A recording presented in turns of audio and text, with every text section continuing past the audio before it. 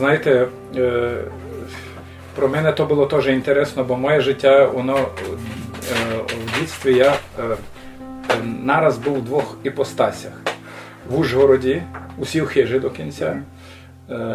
Це був і оточення було, або були іще старі сім'ї мадярські, а вать російські. Тому що ця вулиця, фактично вулиця Дравецька, вона була жидівська. І по 44-му році то обстало страшно много пустих хиж.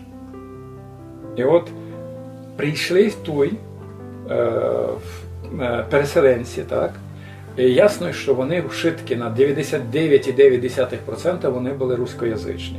І от обстали часть мадярські родини, часть російські. І от тут я чув російські слова, так? А коли я вертався в село, там я чув, що дещо інше. Коли виходило, що тут було мотор, це був мотор. А коли ти приходиш у село, і треба було казати, що мотор іде. То як мотор може йти, так? Мотор іде, а мотор іде, бо мотор – то є машина, то є автомобіль. І то такі нюанси, котрі ще як дітвак ти запам'ятовуєш, затямиш на ціле своє життя. Знаєте, це була одна із спекуляцій, коли говорилося, що русинська бесіда – то є українська мова, котра була засмічена мадярськими словами. До кінця у русинській бесіді процент мадярських слів є досить маленький. Його можна порівняти із процентом русинської, а вать слав'янської, восточнослав'янської, це западнослав'янської лексики у мадярському язикові. Не можу говорити, що то кожне друге слово мадярською. Зато треба говорити за дещо другое. Русинський язик черяв свою лексику із того оточення, в якому він був.